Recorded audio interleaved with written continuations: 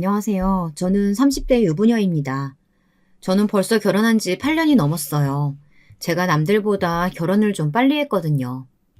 20대에 결혼했다는 소리를 하면 사람들은 하나같이 같은 이야기를 합니다.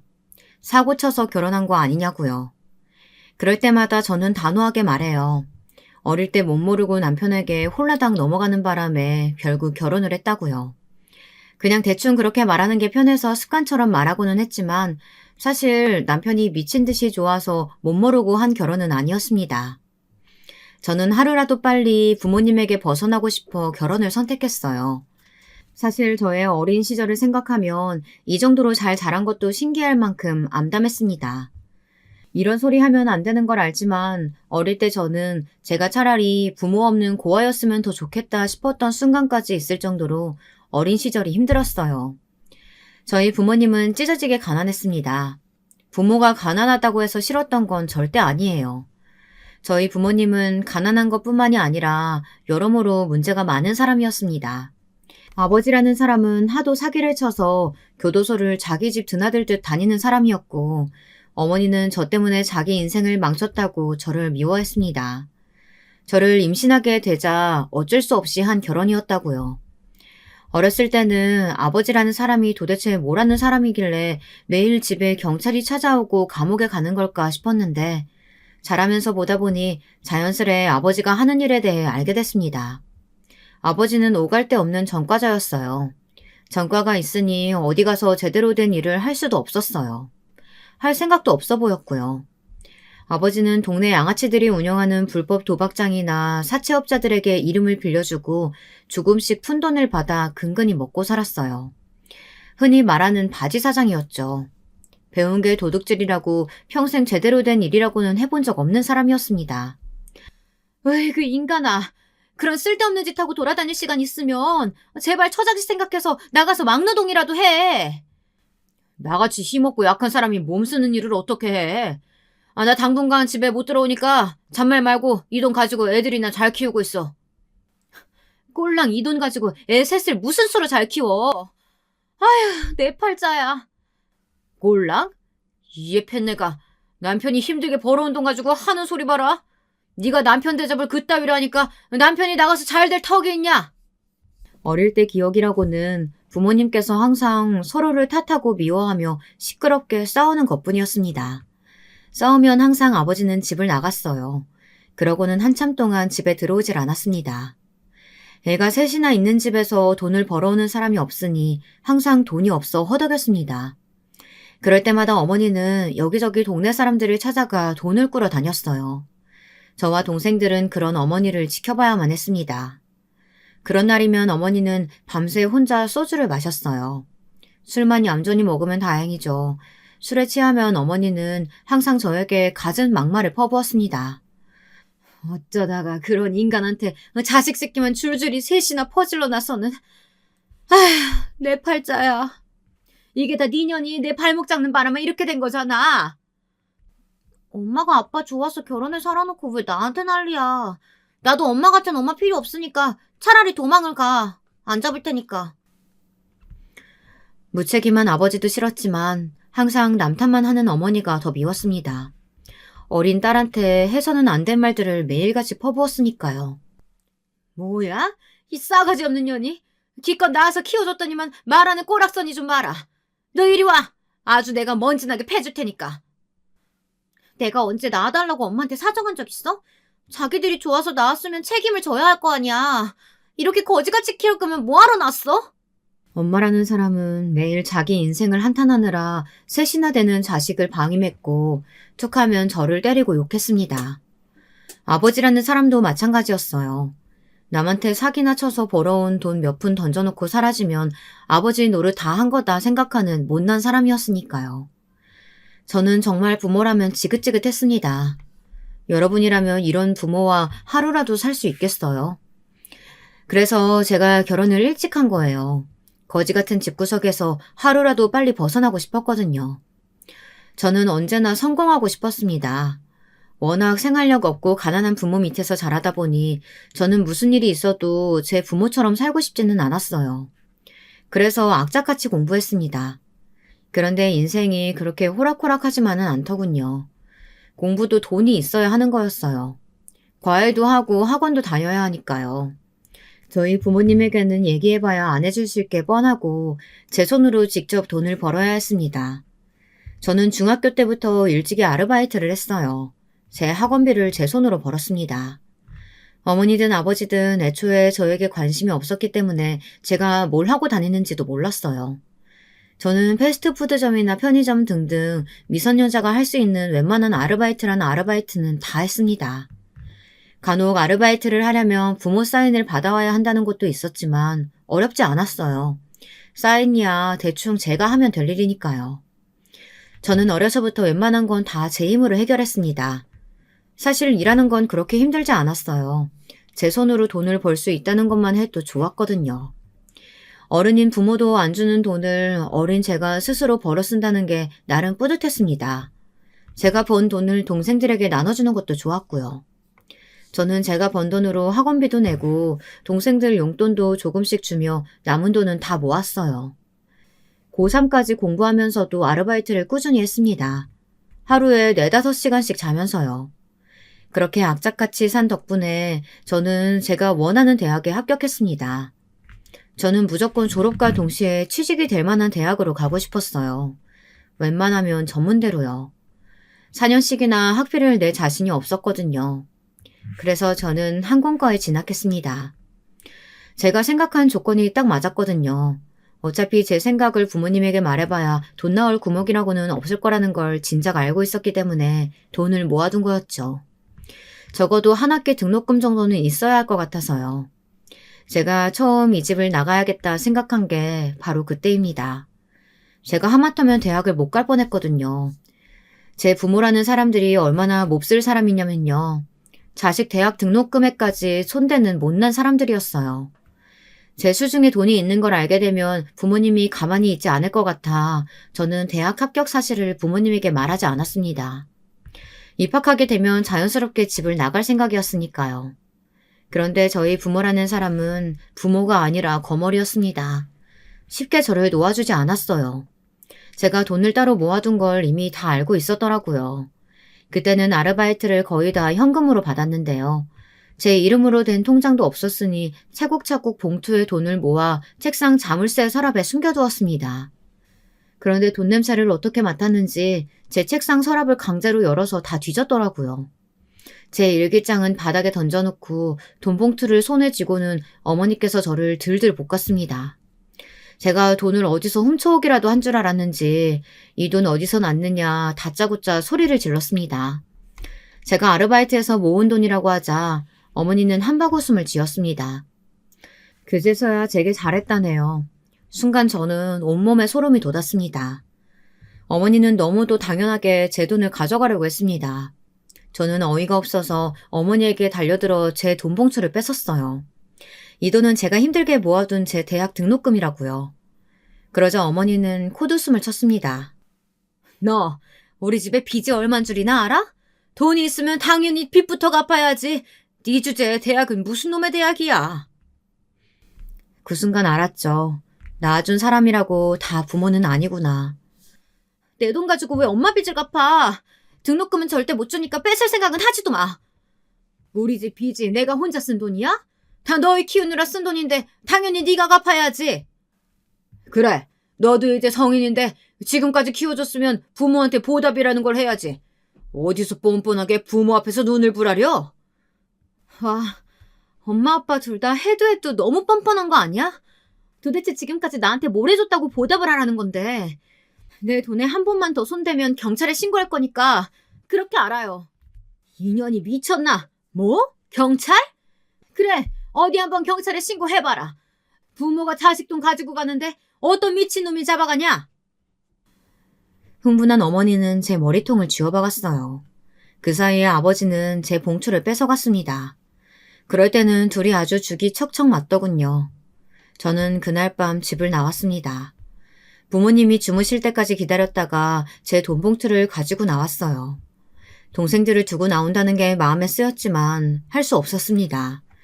저라도 나와서 사람 구실하고 살아야 나중에라도 동생들을 데려올 수 있으니까요. 저는 집을 나와 부모님과는 연락을 끊었습니다. 물론 부모님이 작정하고 저를 찾으려고 하면 찾는 거야 시간 문제였겠죠. 하지만 저는 무슨 일이 있어도 부모님에게 돌아갈 생각이 없었어요. 잡히면 다시 도망가면 된다고 생각했으니까요. 저는 누구보다 성실하게 대학 생활을 했습니다. 아르바이트도 꾸준히 열심히 했어요. 저는 동기 중에 제일 먼저 항공사 승무원 시험에 합격했어요. 취직되자마자 저는 바로 동생들을 제가 사는 곳으로 데려왔습니다. 저 혼자 살기도 빠듯한 반지하 새방이었지만 괜찮았어요. 동생들이 제 곁에 있다는 것만으로도 제게 큰 힘이 됐거든요. 저와 동생들은 누구보다 서로를 이해하고 아꼈습니다. 동생들도 저처럼 부모에게서 벗어나기 위해 열심히 공부하고 일했습니다. 물론 셋이 사는 동안 부모님은 아무 때나 불쑥 찾아와 저희 형제를 괴롭혔지만 그럴 때마다 셋이 똘똘 뭉쳐 부모님을 외면했어요. 그러던 중에 저는 남편을 만나 결혼했어요. 제가 어린 나이에 남편과의 결혼을 결정하게 된 결정적인 계기가 있긴 있었습니다. 연애하는 내내 제가 동생들 뒷바라지하는 모습을 곁에서 남편은 다 지켜봤어요. 그래도 남편은 저와 결혼하고 싶다고 매일 졸랐습니다. 저도 결혼을 하고 싶은 마음이 아예 없었던 것은 아니지만 사실 동생들이 조금 더 자리를 잡은 후에 하고 싶었어요. 제가 동생들 때문에 결혼을 망설이고 있다는 사실을 안 남편은 거부할 수 없는 제안을 했습니다. 결혼만 해주면 제 동생들까지 다 걷어주겠다네요. 유부 선배님들이라면 다들 아시죠? 신혼부부가 처남과 처제를 데리고 산다는 게 쉬운 일이 아니라는 걸요.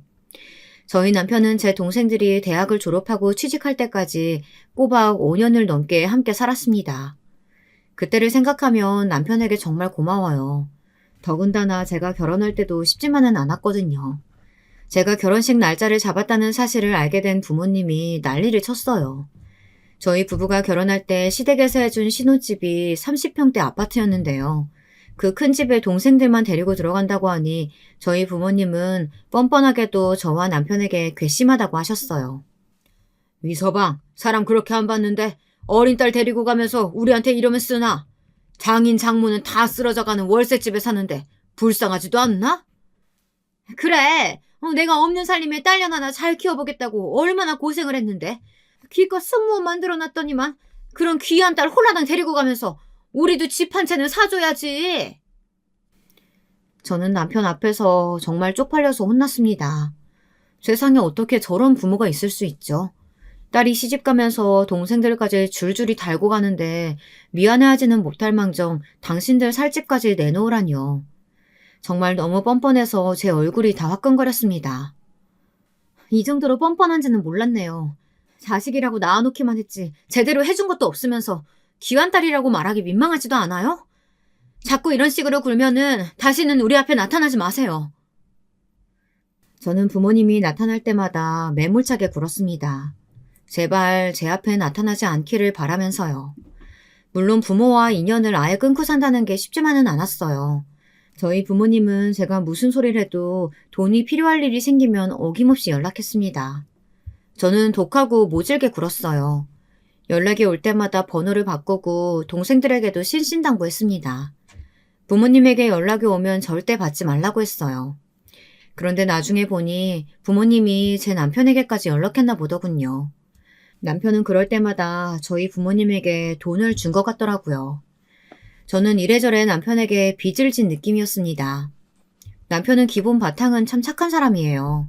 사랑을 많이 받고 컸거든요. 남편은 시부모님께서 결혼하고 10년이 지날 때까지 한참 아이가 생기지 않아 마음고생을 하시다가 늦게 낳은 늦둥이에요. 그러다 보니 아주 애지중지 키우셨대요. 부족한 거라고는 없이 남편이 해달라는 건 전부 다 해주셨답니다. 그래서 그런지 남편은 모난 구석이 없고 참 밝았어요. 결혼 초기까지만 해도 그런 남편의 모습이 저도 좋았습니다. 그런데 살다 보니 언젠가부터 남편의 천진만안한 모습이 철이 없어 보일 때가 있더군요. 시부모님은 연세도 많으시고 시장에서 오랫동안 장사만 하신 분들이다 보니 굉장히 고지식하세요. 남편은 외아들입니다. 시부모님의 모든 기대와 사랑을 듬뿍 받으며 살아온 자식이다 보니 시부모님께서는 저에게도 바라시는 게 많았어요. 처음엔 저도 워낙 옛날 분들이다 보니 그럴 수 있다 이해하고 노력해보려고 해봤습니다. 제가 많이 부족하다는 걸 누구보다 잘 알다 보니 시부모님께 잘하고 싶었습니다.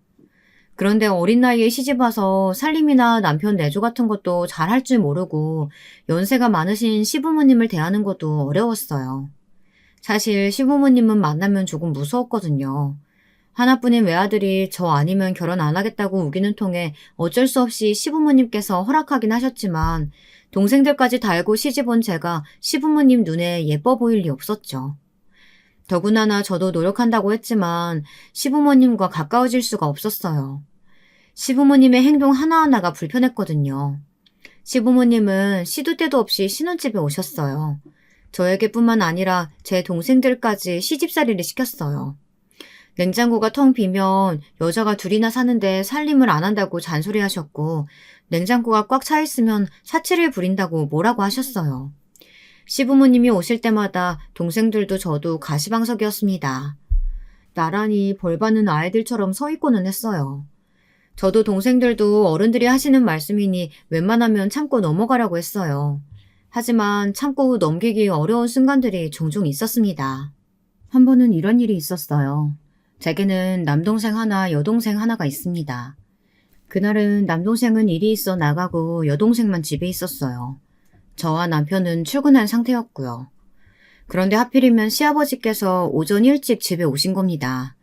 시아버지도 시아버지였지만 사실 제 불찰이에요. 시아버지께서 항상 전화도 없이 불쑥불쑥 집에 오시는 일이 허다했는데 진작 제가 미리 말씀드려야 했어요. 저희 부부만 사는 게 아니라 동생들도 있으니 연락이라도 하고 오시라고요. 그런데 그날 동생이 욕실에서 샤워하고 나왔는데 시아버지께서 와 계셨던 겁니다. 동생은 아무도 없는 줄 알고 잠옷만 대충 걸치고 나왔는데 거실에 떡하니 시아버지께서 앉아 계셨던 거죠. 동생이 너무 놀랐다고 하더라고요. 사돈어른, 아무리 그래도 오셨으면 기척이라도 내셔야지. 너무 놀랐잖아요. 저 정말 기절할 뻔했어요. 내가 내 아들 집에 오는데 누가 기척을 내?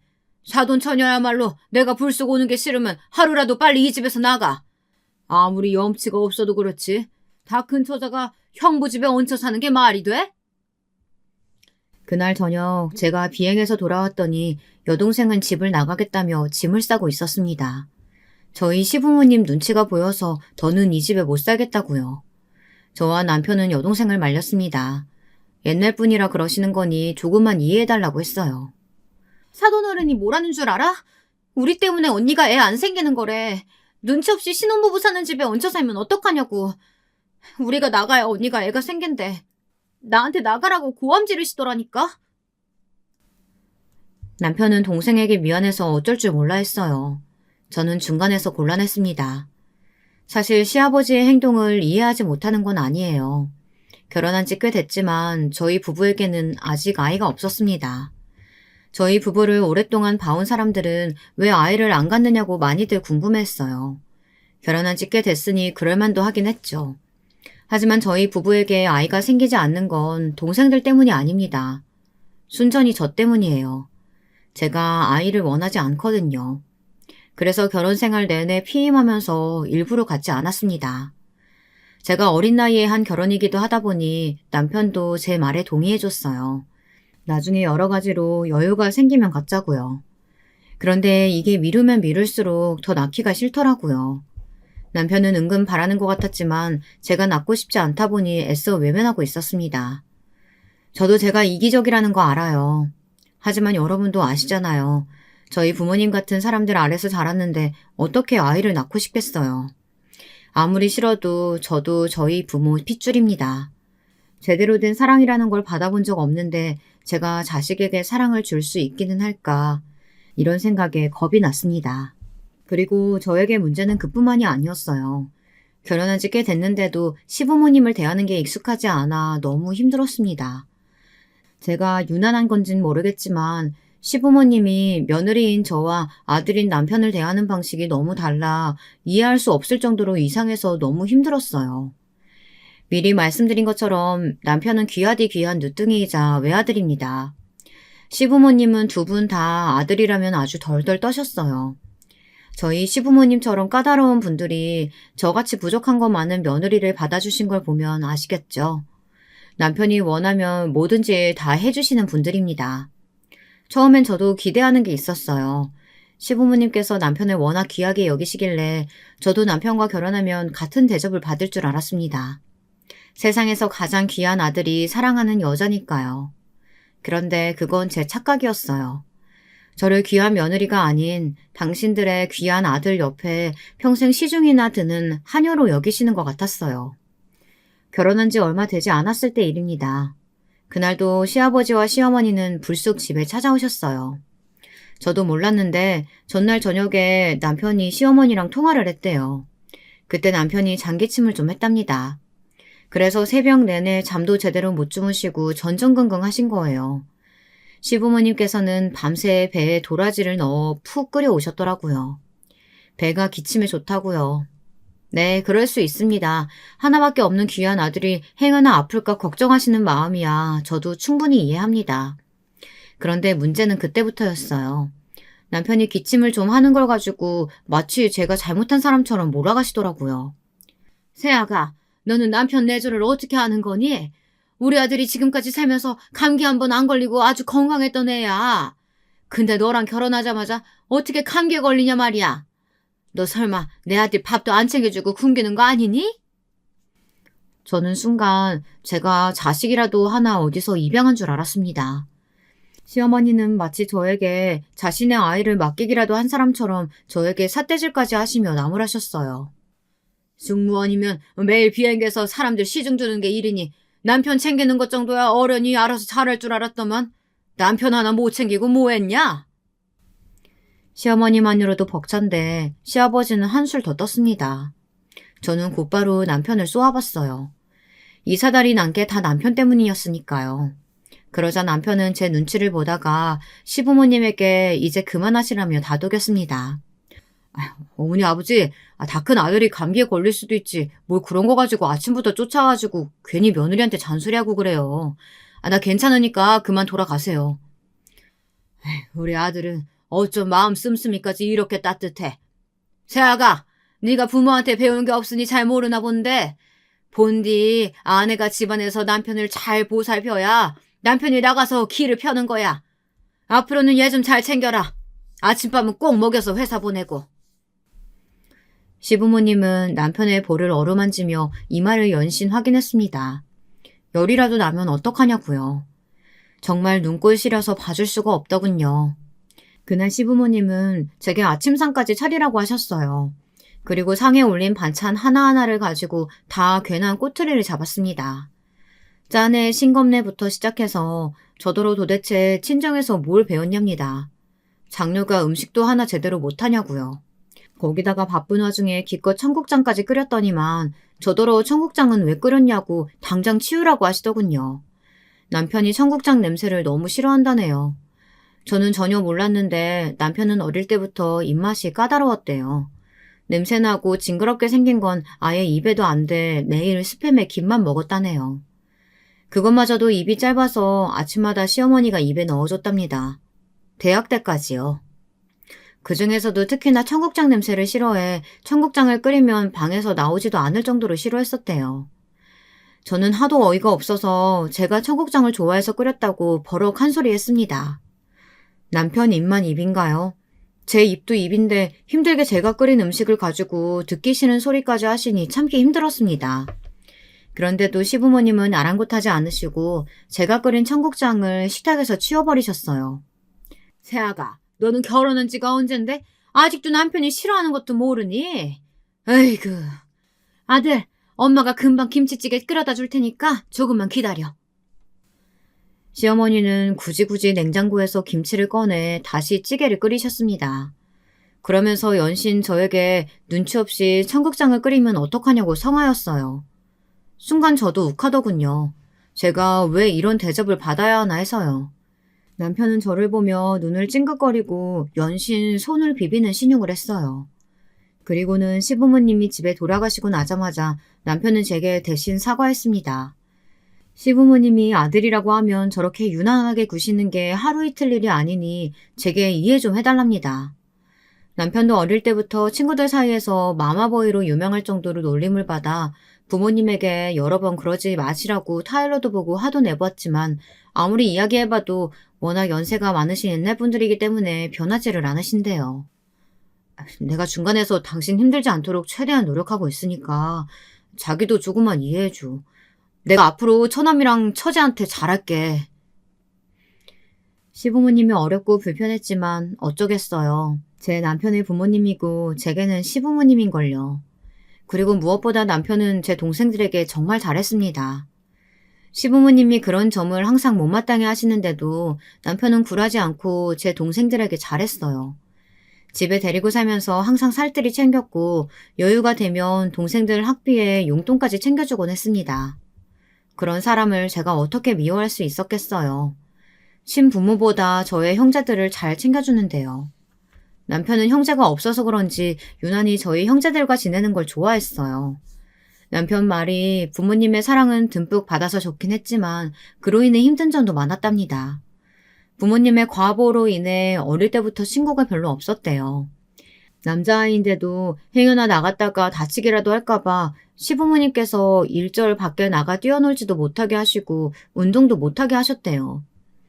남편은 축구도 농구도 친구들과 어울려서 해본 적이 없답니다. 그러다 남편이 너무 심심하고 답답해서 나가놀고 싶다고 시부모님을 졸랐대요. 그래도 들어주지 않자 남편은 밥도 안 먹고 단식 투장을 했답니다.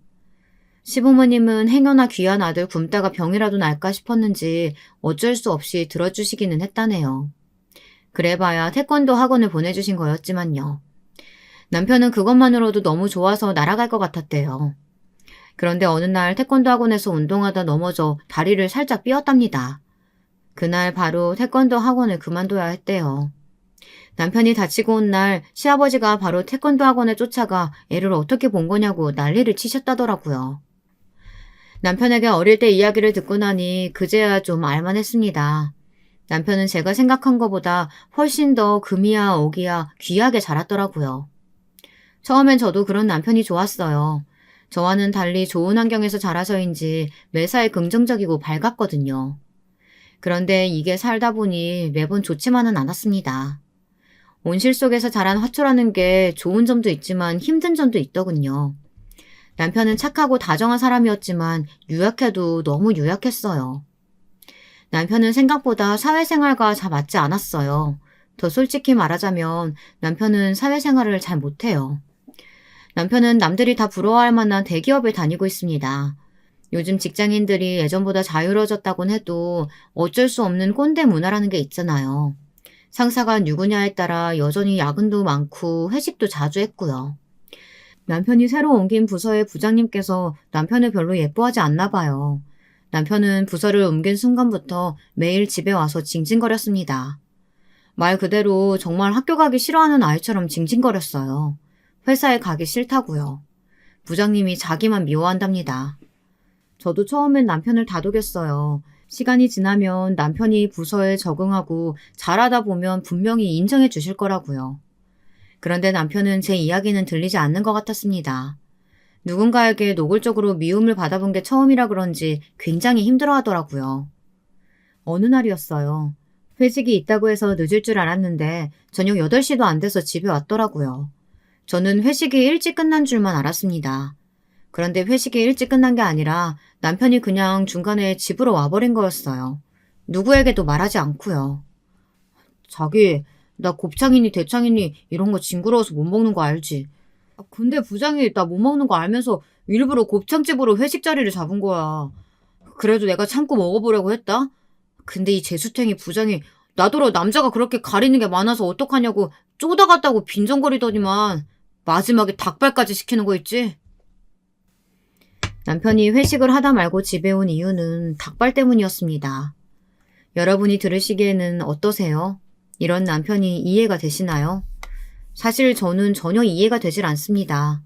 저도 싫어하는 거 많아요. 사람인데 왜 없겠어요. 저도 하루 종일 꽉 끼는 유니폼에 높은 구두 신고 흔들거리는 비행기에서 매일 웃으며 물이니 주스니 서빙하는 거 힘듭니다.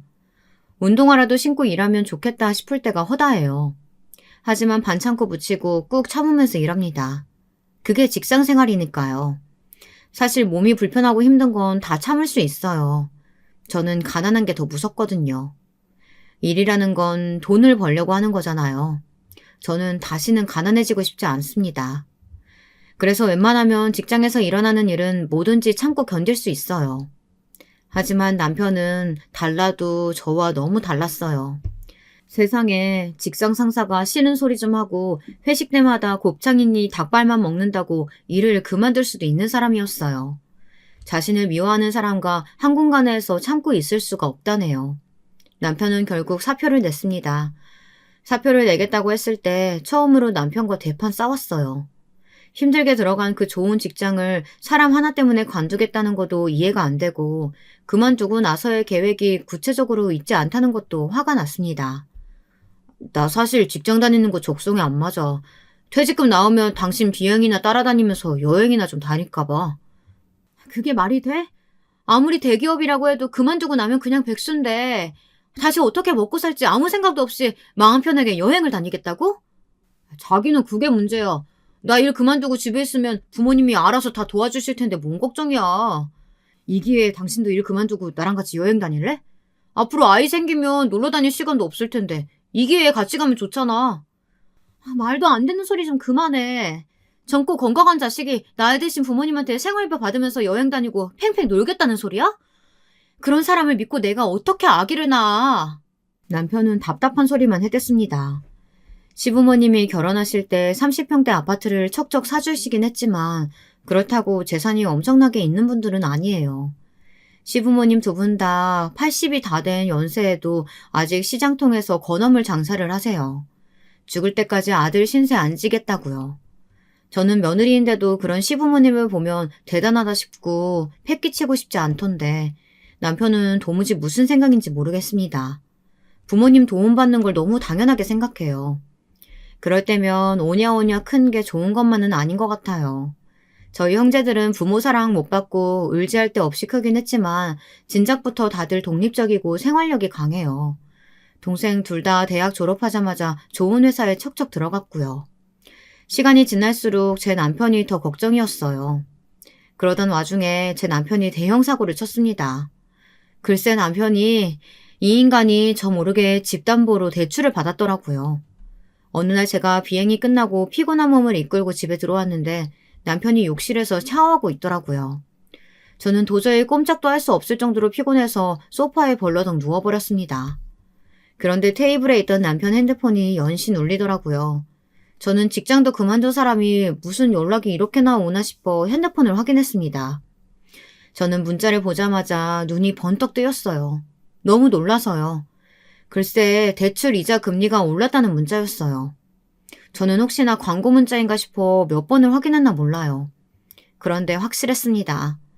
남편이 저 모르게 대출을 받은 거였어요. 저는 샤워를 하고 나온 남편을 추궁했어요. 이 문자 내용이 도대체 무슨 소리냐고요. 그제야 남편이 제게 이실직고 하는데 저는 제 두 귀로 듣고도 믿을 수가 없었어요. 진실은 이랬습니다. 남편은 제게 말한 것보다 훨씬 더 전, 그러니까 결혼하고 얼마 되지 않았을 때부터 이미 회사를 그만둔 거였어요. 제 동생들과 살 때부터 말이죠. 동생들이 분가에 나가고 둘이 살게 되면서 유난히 직장에 대한 불만이 많아지기는 했어요. 그런데 그게 다 연기였더군요. 진작 회사를 그만뒀으면서 저에게 밑밥을 깐 거였어요. 지금까지 결혼 생활 내내 직장에 다니지도 않으면서 다닌 척을 한 거예요. 그래서 대출도 받았던 거고요. 저에게 그만뒀다는 말을 도저히 할 수가 없었대요. 그러다 보니 제게 줄 생활비가 필요했던 거죠. 그래서 저 몰래 대출을 받은 거였어요. 몇 년 동안 월급이라고 속이고 저에게 준 생활비가 알고 보니 다 대출받은 돈이었더라고요. 그러면서 제 동생들에게 용돈 주고 등록금도 내주고 그랬던 거죠. 대출받은 돈도 다 떨어져 가고 더는 대출을 받을 수 없어 버티고 버티다 제게 사표를 내겠다고 했던 겁니다. 저는 땅이 무너지는 기분이었습니다. 지금까지 몇 년 동안 남편에게 속았다는 게 믿기지 않았어요. 남편은 유약하기만 한 게 아니라 무책임한 인간이었습니다. 저희 부모와 다른 삶을 살기 위해 남편을 선택하고 일찌감치 결혼을 결심한 것이었는데 제 선택은 잘못된 선택이었습니다. 제 인생 최대 실수였죠. 그날 이후 많은 것이 변했습니다. 사실 저도 어떻게 해야 할지 몰라 너무 힘들었어요. 남편의 사고를 저 혼자 수습할 수 없을 것 같아 결국 시부모님께 말씀드렸습니다. 남편이 집 담보로 받은 대출이 자그마치 몇 억이었습니다. 아파트 가격의 절반 가까이 되는 돈이었죠. 그런데 더 기가 막힌 건 시부모님의 반응이었어요. 시부모님의 아들을 향한 사랑은 상상 그 이상이었습니다. 아이고, 우리 아들. 그렇게 회사 생활 힘들었으면 진작 우리한테 말을 했었어야지. 그랬으면 우리가 어련히 알아서 도와줬을까. 시아버지는 대출이고 뭐고 상관없이 오로지 아들이 얼마나 힘들었으면 직장을 그만뒀을까 그것만 걱정하셨어요. 심지어 제가 회식 자리에서 곱창이니 닭발 먹는 거 힘들고 상사가 싫은 소리 좀 했다고 그만둔 거라고 이야기했는데도 시아버지는 오히려 그런 남편을 안쓰러워했습니다. 거기다가 또 괜한 불똥이 제게 튀었어요. 애미야, 네가 남편한테 얼마나 잔소리를 했댔으면 우리 아들이 회사 그만뒀다는 말도 못하고 혼자 끙끙 앓았겠니? 어쩐지 우리 아들이 결혼하고부터 쌀이 쏙쏙 빠지더만. 여러분이 보시기에도 제가 이상한가요? 남편이 회사를 그만두고 대출을 받아 지금까지 모두를 속인 게 다 제 잘못인데 혹시 저만 모르고 있는 건가요? 저는 정말 모르겠습니다. 시부모님과 대화를 하다 보면 제가 이상한 사람이 되는 것만 같아요. 거기다가 남편이 친 사고로 인해 일이 이상하게 흘러갔습니다. 저희 신혼집을 팔아야 하는 지경에 이르렀어요. 사실은 저희 신혼집이 최근에 많이 떨어졌어요. 시부모님께서 저에게는 말씀 안 하셨는데 아파트를 살 때도 시부모님께서 받으신 대출이 일부 있었답니다. 그렇죠. 그 비싼 아파트를 사는데 어떻게 대출 하나 없이 살 수 있었겠어요. 그런데 문제는 남편이 추가로 받은 대출까지 있다 보니 이게 아파트를 살면 살수록 더 큰 손해가 된다는 겁니다. 대출 이자까지 올라서 도저히 감당할 수 없게 된 거죠. 쉽게 말해 8억에 산 아파트가 하루아침에 5억 가까이 떨어졌는데 대출 이자까지 올랐으니 손해가 어마어마했습니다. 아파트를 결국은 팔았어요. 저와 남편은 하루아침에 오갈 데 없이 시댁에 들어가 살게 됐습니다. 어차피 애미 너는 매일 비행 간다고 나가서 며칠씩 집 비우잖아. 내 아들 장가 가더니만 아주 반쪽이 됐어. 이 김에 내가 데리고 있으면서 얘 몸보신 좀 제대로 시켜야겠다. 어머님 아들이 일 그만둬서 이제 저 혼자 보는데 당연히 열심히 일해야죠. 안 그러면 뭐 먹고 살아요. 집까지 날렸는데. 아이고 그깟집 내가 또 사주면 그만이니까 너 괜히 내 아들 바가지 긁고 구박하지 말아라. 지금까지 내 아들 사돈 처녀총각 건사하고 산 게 몇 년이냐? 그 정도면 너도 앞으로 시부모님 평생 모시고 살아도 할 말 없어. 남편이 잘못한 건 다 시부모님이 알아서 책임지면 그만이니 저더러 찍소리 하지 말라는 식이었습니다. 제 동생들 데리고 산 세월이 있으니 저더러 다 이해하라네요. 저는 그제야 정신이 번쩍 드는 것 같았습니다. 제가 거지 같은 부모한테서 벗어나 보겠다고 너무 앞뒤 생각도 안 하고 결혼을 쉽게 했나 봐요. 그때부터 본격적인 저의 시집살이가 시작되었습니다. 생각보다 시부모님과 함께 사는 건 훨씬 더 힘들었어요. 시부모님 댁은 오래된 옛날 아파트입니다. 시부모님이 쓰시는 안방과 저희 방이 거리는 많이 떨어져 있었지만 가운데 거실 베란다가 양쪽으로 다 연결돼서 통 베란다였습니다. 베란다에만 나가면 양쪽 방에서 하는 소리가 다 들릴 정도였죠. 방에서도 남편과 무슨 소리를 할 수가 없었어요. 제가 남편에게 잔소리만 잠깐 해도 어떻게 금방 들으시고 시아버지든 시어머니가 후다닥 달려오셨어요. 저는 안 그래도 정신적으로 힘들었는데 매일 시부모님의 간섭까지 받게 되니 점점 더 신경이 예민해질 수밖에 없었습니다. 어쨌든 부부가 쓰는 침실인데 시부모님 방까지 소리가 들린다고 생각하니 신경이 곤두설 수밖에 없었어요. 거기다가 밤이 되면 더 불편했습니다. 시부모님은 시장에서 장사를 하시다 보니 원래 일찍 주무시고 새벽 일찍 일어나세요. 그런데 언제부턴가 시아버님이 주무실 시간이 한참 지났는데도 방에 들어가시질 않았어요. 저희 부부가 방에 들어갈 때까지도요. 소름 끼치게 싫었던 건 바로 시아버지의 행동이었습니다. 저는 잠깨가 예민해요. 그래서 남편이 이불을 부스럭거리는 소리만 내도 금방 잠에서 깨곤 하죠. 그런데 며칠 새 자꾸만 자려고 누우면 누군가가 베란다를 왔다 갔다 하는 소리가 들렸습니다. 저도 처음엔 통베란다로 다 연결이 되어 있으니 시부모님이 뭔가 찾으시나 보다 했어요. 그런데 하루는 제가 똑똑히 봤습니다. 시아버지가 빼꼼히 저희 쪽 베란다 쪽에 다가와 귀를 대고 계시는 모습을요. 저는 너무 놀라서 남편을 흔들어 깨웠습니다. 밖에 시아버지가 계신 것 같다고요. 남편은 잠결에 말도 안 되는 소리를 한다고 저더러 얼른 자라고 타일렀습니다. 다음날 시부모님은 아무 일 없었다는 듯 시장에 나가셨지만 저는 내내 찜찜했어요. 그리고 예전에 여동생이 저희 신혼집에 함께 살 때 있었던 일까지 떠올랐습니다. 여동생이 혼자 집에서 씻고 나왔는데 시아버지께서 거실에 앉아 계셨던 일이요. 그 전날 밤의 일로 생각이 꼬리에 꼬리를 물고 가다 보니 시아버지가 어쩌면 음흉한 변태일지도 모른다는 상상까지 하게 됐습니다. 저는 순간 시아버지의 얼굴도 보기가 싫어졌어요. 그날 밤 저는 벼르고 있었습니다. 시아버지께서 만약 또 소름 돋는 행동을 하시면 절대 그냥 넘어가지 않기로요. 그날 밤 저는 새벽까지 자지 않고 있었습니다. 그런데 이게 무슨 일인가요? 제발 아니기를 바랬는데 제 예상이 맞아 떨어졌습니다. 새벽이 깊어지자 시아버지께서 또 베란다로 나오셨어요. 그러더니 천천히 바닥에 주저앉아 문 쪽을 빤히 바라보셨습니다. 시아버지의 음흉한 그 눈동자가 얼마나 징그럽고 소름 끼치는지 잠시도 누워있을 수가 없었어요. 저는 남편을 흔들어 깨웠어요. 그리고 남편의 귀에 속삭였습니다. 베란다를 보라고요. 그러고는 빠르게 핸드폰 조명을 켜서 베란다를 비췄습니다. 그 순간 남편과 시아버지가 동시에 소리를 질렀어요.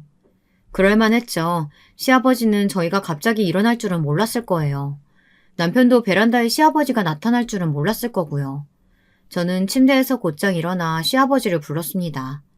도대체 왜 남의 방을 훔쳐보셨는지 물어보려고요.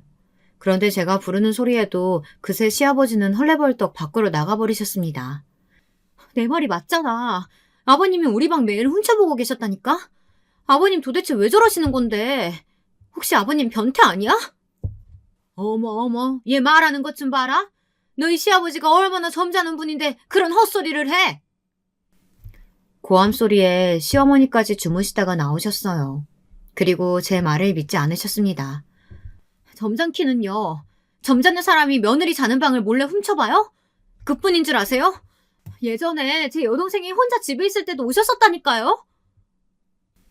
제 말에 시어머니는 제가 시아버지를 모함한다면서 노발대발 하셨습니다. 저는 더는 참을 수가 없었어요. 제 두 눈으로 똑똑히 본 이상 그냥 넘어갈 수가 없었습니다. 저는 경찰에 신고하겠다고 난리를 쳤어요. 시아버지가 그대로 줄행랑을 쳐버린 것도 너무 이상했어요.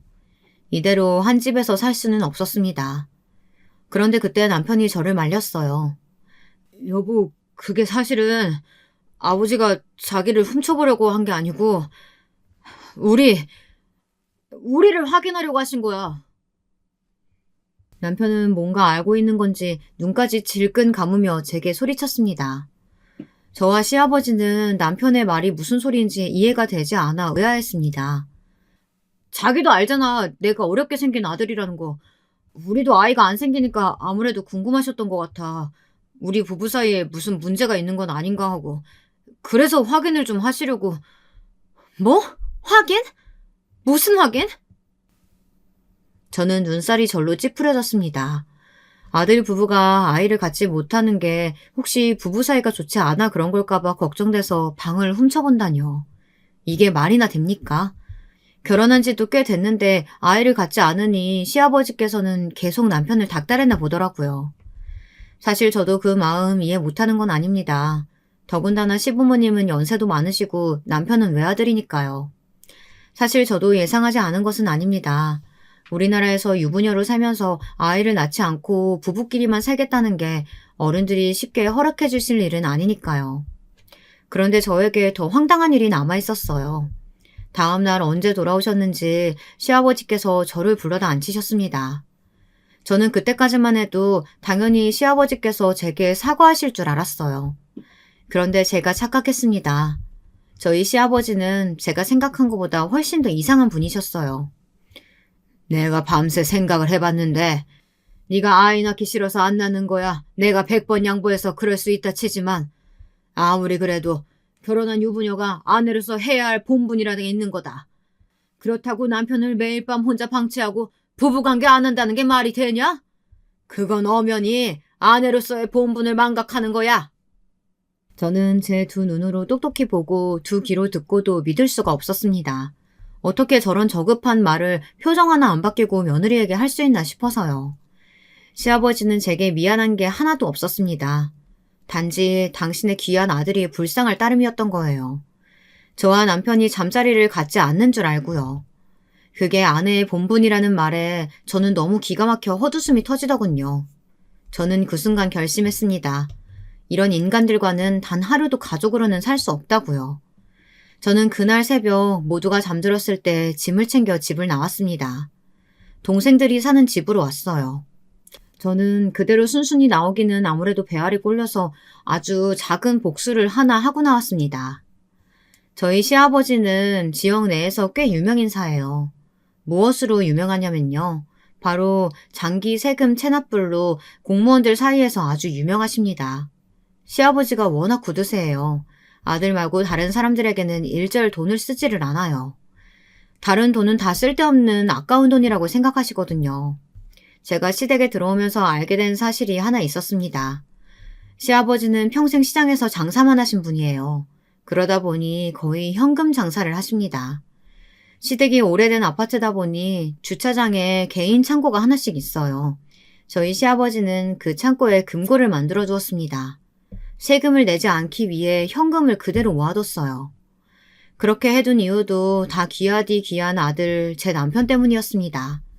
나중에 재산을 몽땅 다 물려주고 죽어야 하는데 나라에 내는 세금이 너무 아까우신 거죠. 그래서 현금으로 금고에 넣어두고 비밀번호를 남편에게만 알려준 거예요.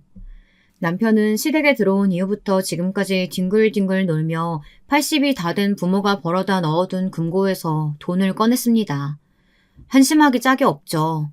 저도 한때는 그런 남편이 부러워서 옆에 있으면 콩고물이라도 떨어지겠지 하는 바보 같은 마음도 있었습니다. 그런데 이제는 아니에요. 저희 시댁 시부모님은 다 미쳤습니다. 아들한테 미쳐서 현실을 망각하고 계세요. 아들 바보 둘이 키워놓은 바보 왕자를 더는 감당할 수가 없었습니다. 저는 시댁을 나오기 전 구청 세무과에 신고했어요. 저희 시아버지가 내지 않은 세금은 아파트 지하 창고에 다 보관되어 있다고요. 지금도 제 귓가에는 시아버지와 남편이 창고 앞에 앉아 밀린 세금을 모두 다 빼앗기고 엉엉 울부짖는 소리가 들리는 것만 같았습니다. 그 이후 어떻게 됐냐고요? 저는 남편에게 이혼장을 보낸 상태예요. 남편은 저와 이혼할 수 없다고 시부모님에게 저를 데리고 오라고 난리인가 봐요. 하지만 시부모님도 그것만은 해주실 수 없다고 했나 보더라고요. 절대 다시는 저 같은 며느리를 받아주지 않겠다고요. 밀린 세금을 저 때문에 내게 된 게 꽤 억울하신가 봐요. 저로서는 잘된 일이죠. 저는 이혼 소송을 준비하면서 나름대로 잘 지내고 있습니다. 제가 그나마 잘한 건 아이를 낳지 않은 겁니다. 얼마나 다행인 줄 모르겠어요. 이번 일로 제가 깨달은 건 저는 아무래도 가족 복은 없다는 겁니다. 아니면 낳아준 부모 버리고 집 나가서 벌을 받은 건지도 모르겠습니다. 하지만 저는 부모를 버린 것도 이혼하는 것도 후회하지 않아요. 누구든 저를 아프게 하고 상처 주면 저는 언제든 다 버리고 똑같이 대갚아 줄 거니까요. 지금까지 제가 살아온 인생 이야기 들어주셔서 감사합니다. 만약 제 이야기를 들으시다가 여러분께서 해주고 싶으신 이야기가 있으시다면 언제든 댓글로 조언 남겨주세요. 인생 선배님들의 조언이라면 제가 꼼꼼히 새겨듣도록 하겠습니다. 여러분, 두 번째 사연 시작하기 전에 좋아요, 구독 꼭 눌러주실 거죠? 그럼 두 번째 사연 바로 시작합니다. 지금은 전혀 안 그렇지만요. 저 시집 오고 얼마 안 지났을 때까지만 해도 나름 기다란 머리카락을 가지고 있었습니다. 허리까지는 아니었고 가슴을 덮는 길이는 되었죠. 결혼한 뒤로 처음 맞는 여름이었는데요. 그 머리 볼 때마다 지저분해 보이네. 이제 앞으로 계속 날이 더워질 텐데 그거 보기만 해도 더워서 어쩐다냐? 초여름을 맞이했을 때부터 시어머니께서는 제 머리 가지고 미주알 고주알 떠들어대셨습니다. 제발 정리 좀 하라면서요. 그런데 제가 그렇게까지 긴 장발도 아니었고, 시어머니께서는 저보고 어깨 길이로 자르면 좋겠다고 하셨지만, 저는 그러기 싫었어요. 오히려 더운 날에 어깨에 닿는 단발머리면 훨씬 더 덥거든요. 제대로 머리가 꽉 묶이지도 않으니까요. 그런 애매한 길이, 게다가 저한테 딱히 단발이 어울리지도 않는데, 저는 친정아버지께서 기집애들 머리 치렁치렁한 꼴 나는 못 본다 라고 하셨던 분이라서 학창시절 내내 학교에서 규제를 안 해도 집안에서 자체 규제를 당하는 바람에 아주 정갈한 머리 모양만 유지했던 사람입니다. 성인이 된 이후로 숨통이 트이니까 제가 하고 싶은 머리 스타일 하고 다녔던 거고요. 연예인 따라서 유행했던 파마머리도 해봤었습니다. 어찌되었거나 짧은 머리는 성인이 되고 나서부터는 한 적이 없었는데요. 그리고 제가 맹세컨대 시부모님 앞에서 머리 지저분하게 있었던 적은 없습니다. 그냥 깔끔한 스타일이었어요. 밥 먹을 때라든지 식사 준비를 할 때는 무조건 머리를 하나로 딱 묶는 게 습관이었고요. 그런데 저희 친정아버지도 그러셨고 어른들께서는 종종 이렇게 기다란 머리를 탐탁지 않아 하시는 분들이 계실 수도 있는 거니까 저는 대수롭지 않게 시어머니의 핀잔을 넘겼더랍니다. 그런데 말이죠. 그 여름에 시어머니랑 같이 동네 미용실에 갈 건수가 있었어요. 저는 일명 머리 다듬기라고 하죠. 살짝 길이를 자르면서 전체적으로 모양을 매만지는 거요. 그렇게 머리를 다듬을 생각을 하고 저는 미용실의 의자에 앉아 있었습니다. 그 미용실 천을 두른 채로 말이죠. 우리 새댁 언니야는 오늘 그냥 머리를 살짝만 다듬어주면 되지요? 네, 사장님. 그냥 무난하게 정리만 해주세요. 머리 길이는 조금만 짧아지면 좋겠어요. 미용실 사장님하고 짧은 대화를 나눈 후 저는 가만히 앉아 있었어요. 사장님은 미용실에 있던 TV의 채널을 딴 걸로 돌리시려고 잠깐 자리를 떠나셨고요. 정말 짧은 시간이었습니다. 그런데 뒤에 소파에 앉아 계셨던 시어머니께서 갑자기 벌떡 일어나시더니 미용 가위를 대뜸 집어드신 거예요. 내가 볼수록 이거 꼬라지 답답해서 안 되겠다. 에라이 잘라버려야지. 그렇게 혼잣말을 하시더니 시어머니께서는 집어드신 가위로 제 뒷머리카락을 잘라버리셨습니다. 저는 멀뚱하게 앉아있다가 갑자기 서걱 하는 소리에 넋이 나가버렸죠. 그냥 아무렇게나 가위질을 크게 한번 싹 해버리신 거예요. 진짜 너무나도 순식간의 일이었습니다.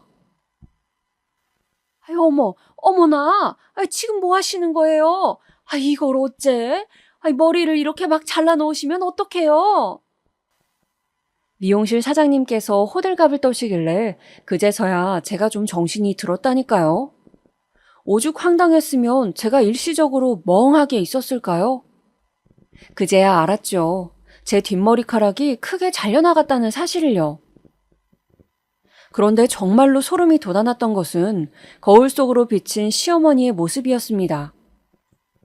아주 깔깔대면서 크게 웃고 계셨어요. 아이고, 내가 모양을 멋대로 해놔서 미안하네. 그런데 내가 볼 때마다 영 답답해서 말이지. 이러니까 내 속은 좀 시원해질라 그러네. 너무 즐겁게 웃으셔서 눈물까지 나셨는지 손으로 눈가를 훔치시면서 그렇게 말씀하시는 모습에 저는 물론이고 미용실 사장님까지 얼어붙어 있었습니다. 자, 그러면 이제 뒷마무리는 알아서 센스 있게 해줘요. 나는 장이나 보러 좀 가봐야겠네. 할 말을 잃고 멍하게 입을 벌린 두 사람을 쳐다보시면서 그렇게 말씀을 남기신 시어머니께서는 그대로 미용실을 나가버리셨습니다. 미용실에서는 TV에서 나오는 소리만 흘러나오고 있었고 한동안 적막이었습니다. 상황 파악이 되고 나니까 갑자기 눈물이 좀 나더라고요. 사장님께서 손거울로 제 뒷머리카락의 상황을 보여주셨는데 진짜 가운데가 쥐 파먹은 듯이 크게 듬성한 모양으로 잘려 있었습니다. 제가 최대한 이 잘려나간 길이에 맞춰서 여기서 더 짧아지진 않게 다듬어 볼게요. 울음을 참는 저를 보면서 사장님께선 혀를 끌끌 차셨죠. 저는 대꾸도 못하고 입을 꼭 다문 채 있었습니다. 잠시 후 미용실에 들어오신 어떤 손님께서 저를 보시더니 저 아가씨는 왜 울먹이면서 머리를 자르고 있냐고, 여자가 군대 입대라도 하는 거냐고 그러셨는데 그 말을 듣고 나니까 더 서러워져서 진짜로 울고 말았네요.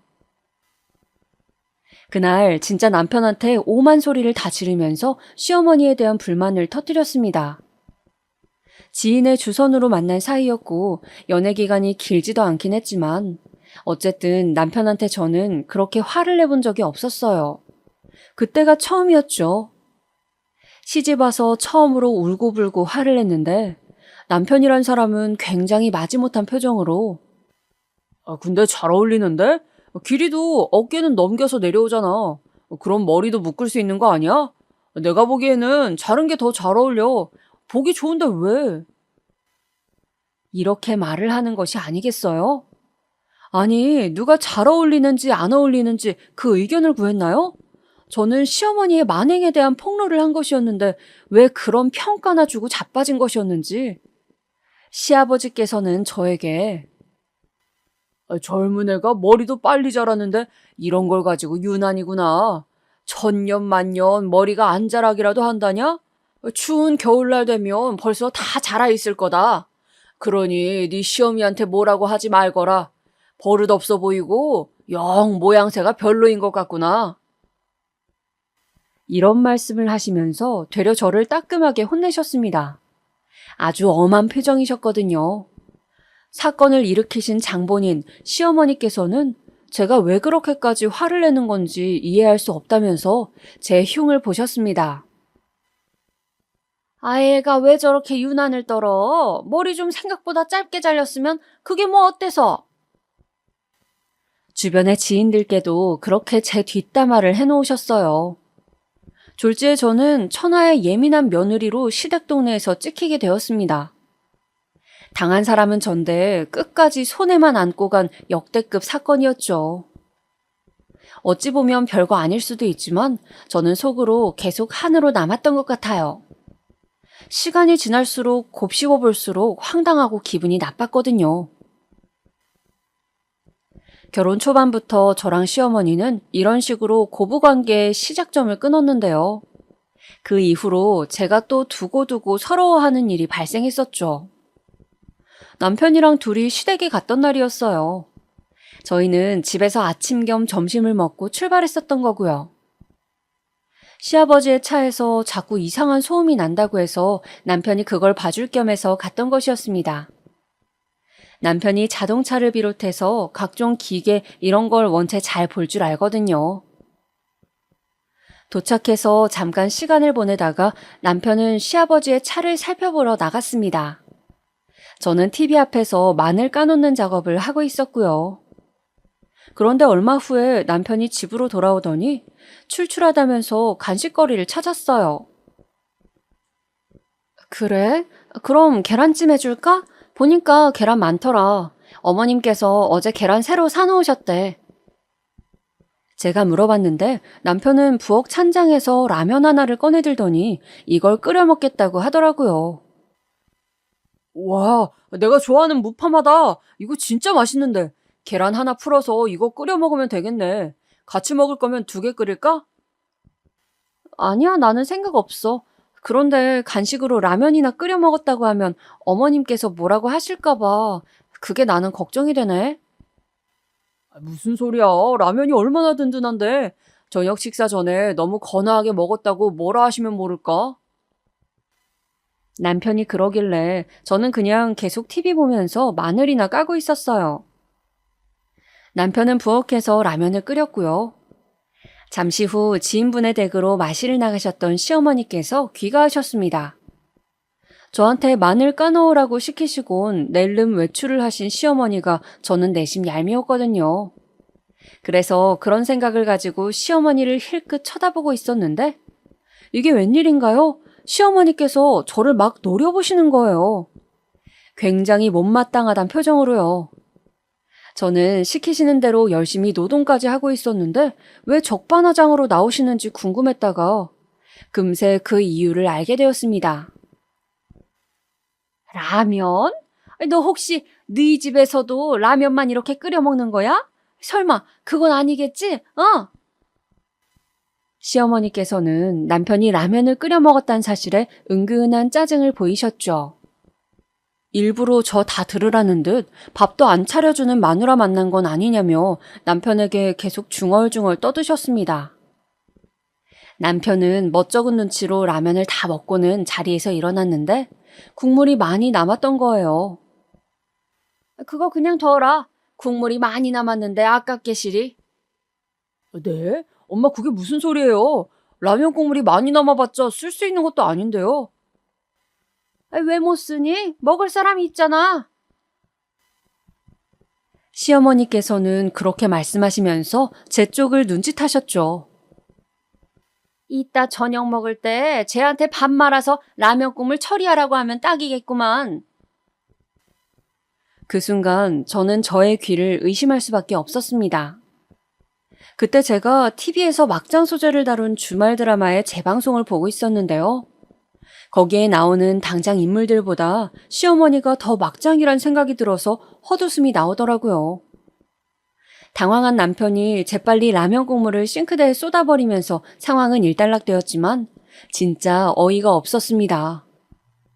시어머니께서는 또다시 저 들으라는 듯 지 서방이 뻔히 다 먹은 거 알고도 말이나마 설거지 해주겠노라고 나서지도 않는 것 좀 봐. 저게 성질머리지. 저게 바로 성질머리야. 이렇게 중얼거리셨습니다. 저 너무 열받아서 마늘 까던 작업 바로 접었습니다. 작업 완수의 고지가 얼마 남지 않아서 아까운 단계였지만 더 이상 이어갈 수가 없더라고요. 이제 그만 까겠다면서 뒷정리 시작하니까 시어머니께서는 혀를 끌끌 차셨습니다. 저는 빈정이 상할 대로 상해서 마늘 까던 거 정리 마치고 나서 그냥 겉옷도 챙겼어요. 나 집까지 택시 타고 갈게. 아버님 차 고치는 거 마저 끝내고 오든지 해.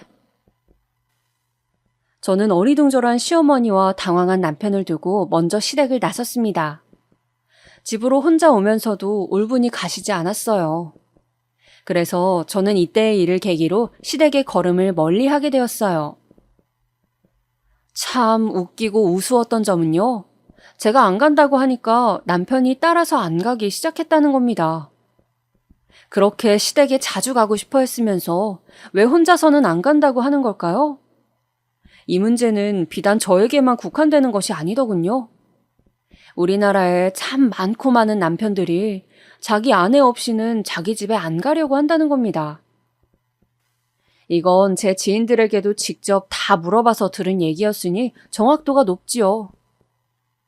편하게 혼자서 자기 부모님 뵙고 오면 좋은 것인데 어째서 아내라는 존재 없이는 안 가려는 것인지 대리효도를 시키려는 심산인가요? 아니면 혼자서는 자기 부모님이랑 어색해서 그러는 건가요? 정말로 희한한 미스터리가 아닐 수 없습니다. 이런 이상심리에 대해 고견이 있으신 분들은 댓글에 좀 남겨주세요. 제가 그거 다 읽어볼 테니까요. 아무튼 그런 거로 시댁의 발길이 뜸하게 되었습니다. 시간이 지나자 시부모님께서는 제발 와서 얼굴들 좀 비추고 살아라는 잔소리를 입에 달고 사시게 되었죠. 하루는 시어머니께서 진짜 우시는 소리로 주말에 와서 맛있는 음식이나 좀 먹고 가. 누가 와서 뭐 대단한 거 하라고 하든? 이렇게 잔소리를 해대시길래 마지못해 가기로 하였습니다.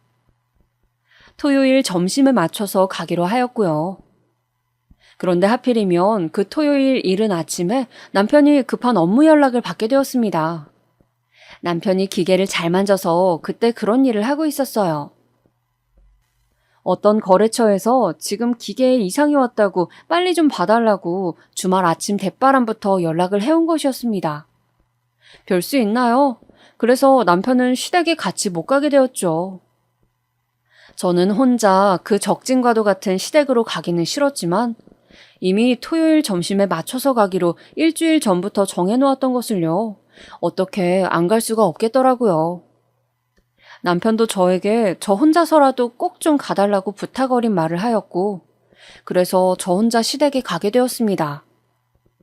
가는 길에 전화를 드렸죠. 오는 길이냐? 집에서 출발한 거야?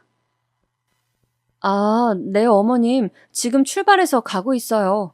그런데 저 혼자만 가게 되었어요. 그이는 갑자기 급한 용무가 생겨버려서요. 아이, 뭐야? 아이, 어떻게 하필 오늘 같은 날에 그런 급한 일이 생기고 그런다니? 아, 그러게요. 중요한 거래처라서 그냥 어쩔 수 없게 되었어요. 어머님 혹시 필요하신 거 있으시면 제가 가는 길에 사갈까요? 그래, 너 말 잘했다. 이왕 오는 길에 바카스 한 박스랑 쌀과자 몇 가지 좀 사와봐라. 라면도 사오고. 저 혼자만 가고 있다니까 목소리가 달라지시던 시어머니. 이때부터 예감이 좋지 않았지만 그냥 그러려니 하고 넘겼습니다.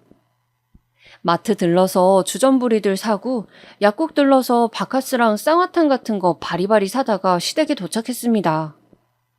양손에 가득 먹거리를 들고 시댁에 들어갔는데요. 시아버지께서는 보이지도 않으시고 혼자 저를 맞아주신 시어머니께서 대뜸 저보고 왔으니까 점심부터 먹자고 하시더군요. 원래 점심 식사 때 맞춰서 오기로 한 거였기 때문에 알겠노라고 대답을 드리면서 부엌으로 갔다가 저 진짜 기가 막혀서 미칠 뻔했습니다. 식탁 위에는 전자레인지에 돌린 찬밥이랑 배추김치랑 도시락 김, 꼴랑 이렇게 차려져 있었어요. 찬밥인 걸 바로 어떻게 알았냐고요? 밥 공기 위에 랩이 씌워져 있었거든요. 랩 씌워서 전자레인지에 바로 돌린 모양새였습니다. 어이가 없어서 그냥 웃음이 좀 흘러나왔어요. 대체 언제 올 거냐고, 얼굴 자주 못 보니까 서운하고 섭섭하다고 그렇게 말씀하실 땐 언제고, 막상 오니까 이런 취급이라고요? 게다가 진심으로 황당했던 대목은 시어머니께서 갈비찜을 준비해 두셨다는 사실이었습니다. 제가 그렇게 쳐다보니까 시어머니께서 한숨을 푹 내쉬시면서 대답하시더라고요. 아휴, 애구구, 우리 아들 오래간만에 집에 오면 맛있는 갈비찜 먹여주려고 갖은 재료 다 넣고 양념에 재워놨는데 냄비에 올려보지도 못했네. 그대로 얼려놨다가 다음번에 오면 그때 줘야지. 뭐 어쩌겠니? 원래 예정대로 남편이랑 둘이 왔다면 냄비에 들어가서 익혀졌을 갈비찜이었습니다. 하지만 저 혼자 오게 돼서 그 갈비찜은 익혀지지도 않은 채 그대로 냉동실에 얼려질 운명을 맞이하게 된 것이었죠. 참나, 이렇다 저렇다 하는 변명이라도 하시든가. 그런 변명을 하시는 성의마저 저에게는 발휘하기 싫으시다는 의미였겠죠. 차라리 빨리 냉동실에 얼려두시는 작업을 하시던가. 왜 빤히 부엌해둬서 제가 보게 만드시냐는 겁니다. 제 말은요. 일부러 너한테는 이런 걸 절대로 줄 수가 없지, 이런 의도를 보여주는 것 같아서 기분이 나빴어요. 저는 바리바리 장바다가 시댁에 왔는데 혼자서라도 꾸역꾸역 왔는데 시어머니께서는 이런 형태로 갚아주시다뇨. 게다가 정말 더럽고 치사하게 느껴졌던 건 제 손에 그 갈비찜을 들려보내지 않겠다는 시어머니의 태도였습니다. 어머님, 그러시면 제가 그거 가지고 갈까요? 그이가 갈비찜 잘 먹잖아요. 제가 가지고 가서 그거 해줄게요. 아이고, 됐다. 그랬다가 누구 입에 얼만큼 들어갈 줄 알고 그냥 여기 두련다. 내가 어련히 알아서 다음에 안 꺼내놓을까. 그러니까 제가 가지고 가면 그 갈비찜을 남편이 아닌 제가 더 많이 먹게 될까봐 그게 싫으셨던 겁니다. 그 얘기까지 듣고 나서 식탁 위에 찬밥, 김치, 김 이런 걸 보니까 전혀 먹고 싶지 않더라고요. 저걸 먹으면 진짜로 딱 저만큼의 존재가 될 것만 같아서 겁까지 나던걸요. 속이 별로 안 좋아서 밥 생각은 없다고 말씀드렸어요. 시어머니의 한탄이나 한참 들어드리다가 자리를 떴고요. 혼자 집으로 오는 내내 차 안에서 미친년처럼 푸하하 크게 웃다가 또 혼잣말로 화를 내다가 그렇게 오락가락했습니다. 그날 집에서 남편을 다시 보자마자 시댁에서 시어머니랑 있었던 일을 말했죠. 나 진짜 배고파 죽겠어. 이 시간까지 뭐 제대로 먹은 게 없다니까? 왜? 엄마가 맛있는 거 준비한다고 그러셨는데? 맛있는 거? 찬밥에다가 냉장고에서 꺼낸 김장김치에다가 김, 이렇게 달랑 있더라. 김도 엄청 작은 도시락김, 뭔지 알지? 바로 그거 하나만 딱 있었어. 내가 진짜 너무 당황스럽고 서운하고 속상해서 그걸 먹을 수가 있어야지. 그래서 그냥 안 먹고 와버린 거야. 야, 너는 그래도 시어머니가 차려준 밥상을 며느리가 돼서 거절하고 그냥 나왔냐? 우리 엄마가 얼마나 민망하셨겠어. 남편이 거기서 시어머니 편을 들길래 제가 울컥하고 말았죠. 제 머릿속에는 시댁 부엌에서 봤던 갈비찜의 모습이 둥둥 떠다니고 있었습니다. 장난해? 그럼 내가 그걸 먹었어야 됐단 소리야? 어머님, 갈비찜 재워놓으셨더라? 그런데 그거 안 익히셨어. 냉동실에 얼려놓는다고 하시면서. 뭐? 아니 왜? 갈비찜이 생각만큼 결과가 안 나왔나? 왜겠어? 자기 아들 먹어야 하는데 쓸데없이 며느리만 왔으니까 주기 싫으셔서 그러신 거지. 이제 아직도 내가 그 상황에서 찬밥에 김치에 그 김을 싸먹고 왔어야 했다고 생각해? 그제서야 남편이 입을 다물었죠. 제가 너무 속상해서 계속 씩씩거리니까 제 눈치를 보면서 더 이상 아무 말도 못했고요.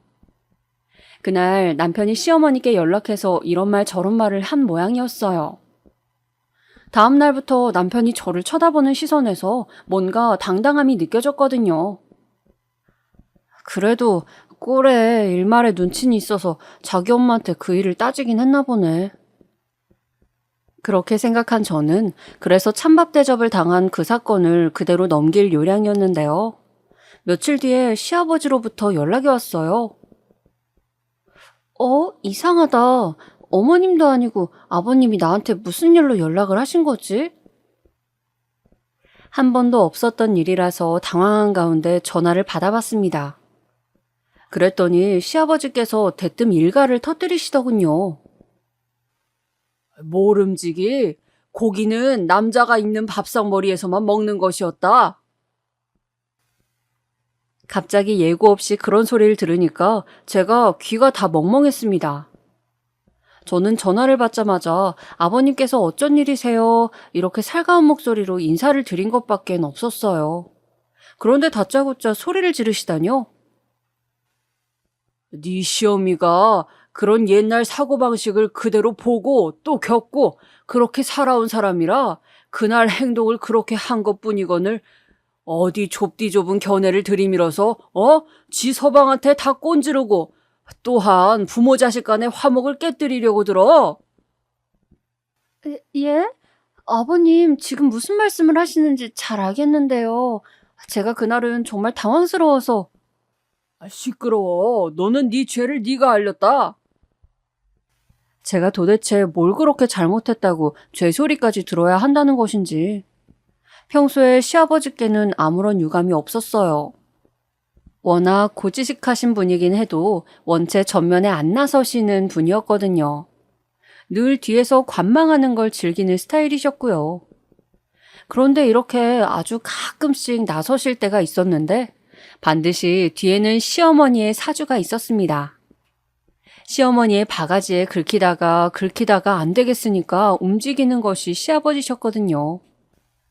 저는 딱 봐도 시어머니의 사주를 받고 시아버지께서 직접 저에게 연락까지 하게 된 것이라는 걸 간파할 수 있었습니다.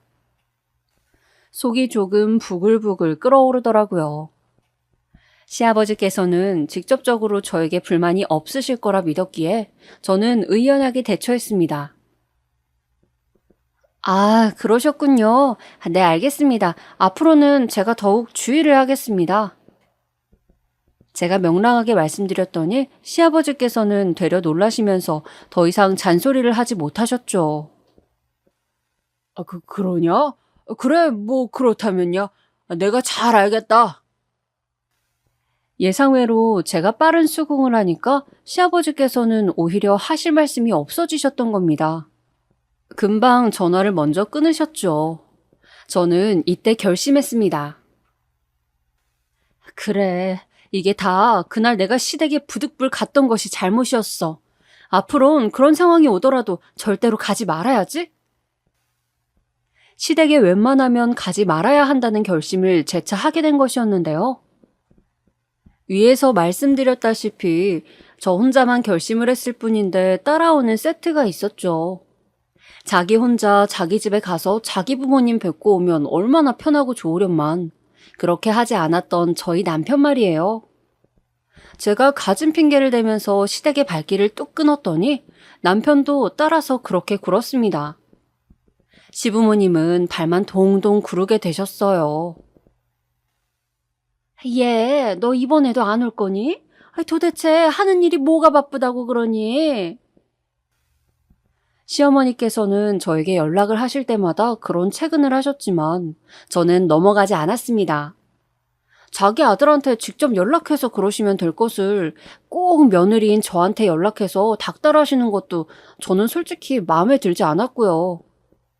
인과응보, 자업자득이란 표현을 여기서 써도 될진 모르겠지만 어쨌든 시어머니께서는 그런 걸 당하신 모양새가 되었습니다.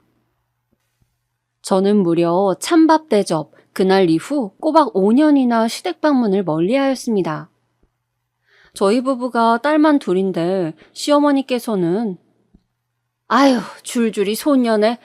그래도 손자였으면 더 좋았을 텐데. 이런 실언을 제 앞에서 하심으로써 더욱 머나먼 고부관계에 불을 지피셨죠. 그런 분께 제가 뭐가 좋다고 저희 애들을 보여드리러 가고 싶겠나요? 그나마 애들이 학교 다니기 시작하면서부터 그리고 또 손녀 똥강아지들을 귀여워하시는 게 다 보이는 시아버지를 이유로 시댁에 조금씩 가기 시작했었네요.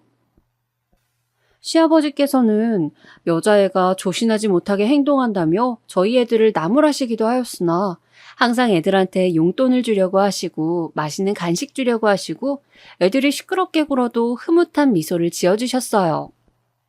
저희 딸들 공주님 드레스 입고 사진관에서 기념으로 사진 찍었던 것도 인화해서 한 장 드리니까 뭐 이런 사진을 찍어놨어? 별꼴을 다 보겠구나. 말씀은 이렇게 하셨지만 나중에 봤더니 그걸 액자에 걸어 놓으셨더라고요. 그래서 여차저차 하다 보니까 시댁에 다시 꽤 발걸음을 하게 되었는데요. 그렇다고 해서 시어머니께서 좋은 쪽으로 변하셨다거나 고부관계가 부드러워졌다거나 이러지는 않았습니다. 저희가 시댁에 갈 때면 거의 남편이 운전을 했거든요. 그런데 어느 날은 제가 모처럼 운전을 하고 갔어요. 시댁에 도착하고 보니까 할 일거리가 좀 쌓여 있더라고요. 저희한테 호박죽 써주신다더니 아직 작업 시작도 안 하셨고 그냥 덩그러니 늙은 호박만 나와 있고 그거 저보고 하라는 무언의 표시를 하신 것이었습니다. 늘 이런 식이었어요. 오느라 고생이 많았네. 우리 아들 일단 방에 들어가서 좀 쉬어. 운전하고 오느라 엄청 피곤하지? 역시나 시어머니께서 그렇게 말씀하실 줄 알았습니다. 늘 그런 말씀을 꺼내들고는 하셨거든요. 당신의 아들은 오자마자 무조건 편하게 쉬어야 하고 며느리는 주방일부터 당장에 부려먹어야 하고 그날은 그걸 염두에 미리 두고 있었던 제가 자신만만하게 알려드렸죠. 아닌데요, 어머님. 오늘 제가 운전하고 왔어요. 그랬더니 흠칫 놀라신 눈치가 분명했습니다. 저는 내심 궁금했어요. 과연 제가 운전을 하고 왔다고 해도 운전자를 쉬게 하실지 말이에요. 이윽고 열린 시어머니의 입에서 나온 소리. 그래? 오늘은 네가 운전을 하고 온 거였어? 잘했네. 앞으로도 웬만하면 네가 해라. 요즘은 여자가 남자보다 운전을 더 잘하는 세상이라잖아. 역시나 어림도 없었지요. 운전하고 온 며느리는 절대 안 피곤할 거라고 생각이 드셨나 봅니다. 늘 그러셨듯이 저를 주방일로 부려먹으려고 하시는 눈치가 빤하길래 저는 오늘 운전하고 와서 그런가 나른하고 막 고단해서 잠이 좀 오는 것 같아요. 저 잠깐만 쉬고 있을게요. 저는 이렇게 말하면서 자리를 피했습니다. 작은 방에 들어가서 그냥 잠시 눈 좀 붙이면서 쉬어버렸어요. 일어나서 나와보니까 호박죽은 시어머니께서 혼자 다 하신 모양이었습니다. 괜히 제가 나쁜 며느리가 된 것 같아서 묘한 기분이 들었지만 늘 저를 이런저런 이유로 부려먹으신 데다 항상 핀잔까지 주셨던 분이니 죄책감은 갖지 않으려고 했네요. 원래는 시어머니와의 미묘한 갈등만 아니면 저는 가족관계에서 문제점이 없었는데요. 불행하게도 시간이 지나면서 살짝 힘들어졌어요. 남편이랑은 지인의 주선으로 만난 관계였고 결혼 전제로 사귄 것이었기 때문에 연애 기간이 짧았어요. 그러니까 결혼해서 부부싸움 한번 크게 한 적이 없이 살아왔던 것은 어떻게 보면 천운이었다고 할 수 있었겠네요. 서로를 깊이 알게 된 기간이나 계기 없이 무작정 결혼한 사이였으니 말이죠. 너무 그냥 그렇게 살아왔기 때문이었을까요? 딸 2명을 낳고 키우면서 살다 보니까 상대방이 애정의 대상으로 여겨지기보단 점점 법적 테두리 안에서 함께하는 동반자라는 식으로 느껴지게 될 때가 참 많았던 것 같습니다. 이를테면 권태기라는 것이 왔었던 것일지도 모르겠어요. 특히나 계기가 하나 있었는데요. 제가 직장에서 야근을 마치고 귀가하던 길이었습니다. 그때는 초겨울이었기에 춥기도 했거니와 진짜 사방이 깜깜했어요. 집으로 가는 골목길로 딱 들어서는데 웬 까만 잠바를 입은 남자가 딱 서 있는 거예요. 그것도 모자를 푹 눌러쓴 채 말입니다. 정말 아무것도 안 하고 휴대폰을 보지도 않으면서 그냥 서 있었어요. 골목길에 들어설 때부터 그 사람이 너무 신경이 쓰였는데 제가 그 앞을 지나칠 때까지도 가만히 있더군요. 지나치는 그 순간에 갑자기 무서워서 저도 모르게 걸음을 빨리 했어요. 그리고 그 골목을 벗어나자마자 방향을 틀었습니다. 그런데요, 그 남자가 저를 따라서 뛰어왔던 겁니다. 제가 바로 방향을 튼 걸 모르니까 그냥 정면만 바라보면서 막 크게 두리번거리더군요. 저를 찾는 것처럼 말이죠. 저는 공포에 사로잡혀서 그 구석에 몸을 숨기고 가만히 있었고요. 그 남자가 완전히 시야에 안 보일 때가 되어서야 남편에게 전화를 걸었습니다. 손에 식은땀이 난 상태였고 진짜 발이 잘 안 떨어지더라고요. 지금 집이지? 나 지금 너무 무서운데 나 데리러 나오면 안 될까? 근처에 웬 이상한 놈이 있는 것 같아. 제가 다급하게 말을 했는데 그 긴박한 음성을 듣고도 남편이 하는 말. 그러길래 내가 그 빌어먹을 야근 좀 하지 말라고 했잖아. 거 봐. 내가 뭐라 그랬어?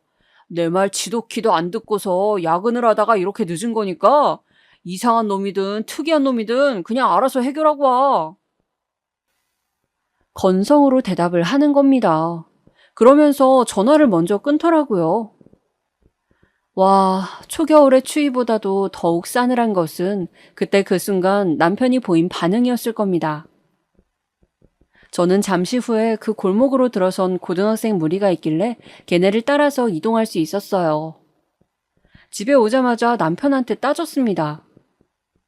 애초에 그 시기에 남편이 가벼운 접촉사고를 일으켜서 남편 차는 술이 맡긴 상태였고 그래서 제 차를 남편이 타고 있었거든요.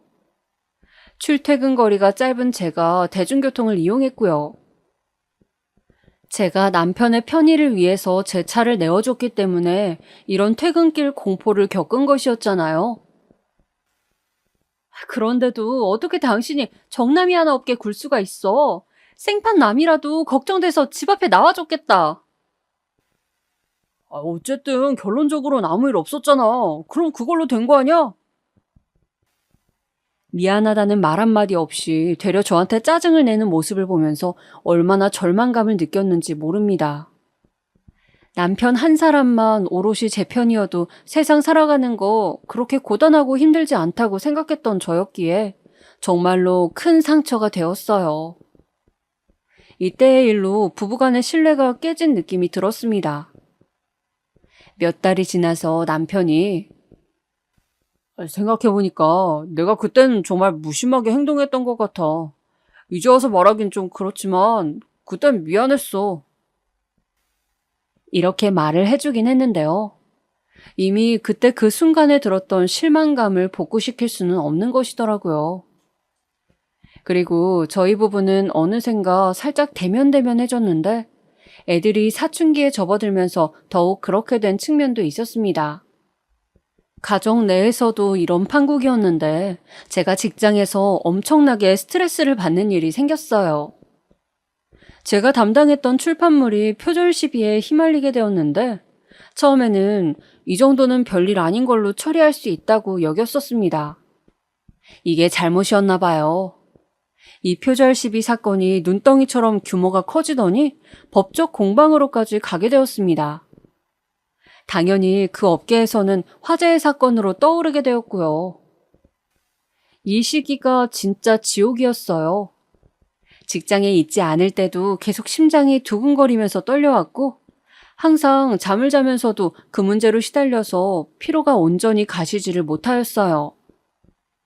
눈 밑은 퀭하고 입술은 말라서 버석거리고 입맛도 없었습니다. 그러다 보니까 세상에 제가 극심한 스트레스로 인한 탈모가 왔어요. 정수리 부근에 동그랗게 땜빵이 생겨났습니다. 병원에 가보니까 젊은 사람들, 특히 20대 초반에 아주 혈기왕성한 나이라 할지라도 갑자기 심한 스트레스에 시달리면 이런 식으로 탈모가 온다고 말을 해주더라고요. 나이가 들수록 머리숱이 줄어들긴 했습니다만 저는 원체 머리숱에서 부족한 사람과는 거리가 멀었거든요. 그래서 머리숱은 부족하지 않은데 머리 위에 동그랗게 누가 무슨 머리카락을 한 움큼 뽑아놓은 것처럼 땜빵이 있으니까 그건 또 그거대로 우스운 모양새가 되더라고요. 그리고 이 땜빵의 크기가 좀 컸어요. 이 크기가 작은 사람은 엄지손가락 손톱만 하다고 하던데 저는 그것의 몇 배는 되었습니다. 가뜩이나 스트레스가 겹쳐서 시달린 것도 짜증이 나는데 원형 탈모까지. 너무 속상했고 억울하기도 했어요. 저는 이게 너무 보기가 싫어서 시댁에 갈 때 모자를 쓰고 갔습니다. 제가 계속 모자를 안 벗으니까 시어머니께서 자꾸 물어보시더라고요. 스트레스 때문에 땜빵이 생기고 있다는 걸 진작 아셨기 때문에 어려우니 모자를 쓰고 있는 모습에서 아, 그게 심해져서 모자로 가리게 되었나 보다 이렇게 유추가 가능한 것이었거든요. 그래서 시아버지께서는 아무 말씀도 안 하신 것이었고요. 아니었으면 진작에 밥상머리 앞에서 모자 쓰고 있는 거 아니다라고 따끔하게 말씀하실 분이 시아버지셨습니다. 그런데 가만히 계신 게 왜였겠어요? 누가 봐도 탈모 때문에 모자를 쓴 것이니까 그랬죠. 하지만 시어머니께서는 참 얄미우셨네요. 답답하게 그 모자는 왜 자꾸 쓰고 있어? 정수리에 탈모 왔으면 뭐 어때서?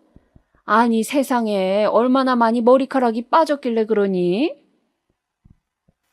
그렇게 물어보시는 목소리가 많이도 해맑으셨거든요.